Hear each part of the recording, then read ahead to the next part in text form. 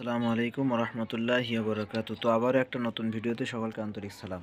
তো দেখতে পাচ্ছেন যে 1 ইঞ্চি মোটরে কয়েল ঢোকানোর পরে আমার কয়েল কানেকশন কিভাবে দেব, অর্থাৎ স্টার্টিং এবং রানিং কয়েলে কিভাবে কয়েল কানেকশন দেব। তো দেখেন এইখানে একটা প্রান্ত আছে আর এইখানে একটা প্রান্ত, অর্থাৎ এই পাশের যে রানিং কয়েলটা আছে এইটার শেষ প্রান্ত, এটা শুরু প্রান্ত। ঠিক অনুরূপভাবে এই পাশের যে রানিং কয়েলটা আছে আমার এই রানিং কয়েলের এটা শুরু প্রান্ত, এটা আর এটা হলো আমার শেষ প্রান্ত। তো নিয়ম হলো, যদি আমি শুরু শুরু কানেকশান দিতে পারবো, আবার শেষ শেষ কানেকশান দিতে পারবো। তো সিস্টেমটা হলো যে আমাকে সব সময় খেয়াল রাখতে হবে যে আমি যেহেতু শুরু করছিলাম শুরু মাথা কানেকশন দিব, অর্থাৎ কোনাকোনি হবে।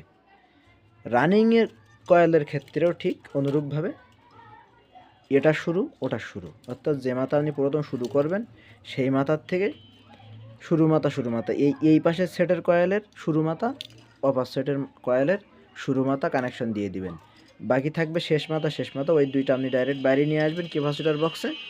অনুরূপভাবে রানিং কয়েলেও ঠিক একইভাবে শুরু মাথা কানেকশন দিবেন, শেষ মাথা দুইটা তার ক্যাপাসিটর বক্সে নিয়ে আসবেন। আনার পরে আপনার ক্যাপাসিটর বক্সে আপনার 4টা তার থাকবে। তো আজকের ভিডিও এ পর্যন্তই। সকলে ভালো থাকবেন। আসসালামু আলাইকুম রহমতুল্লাহি ওবরাকাতুহু।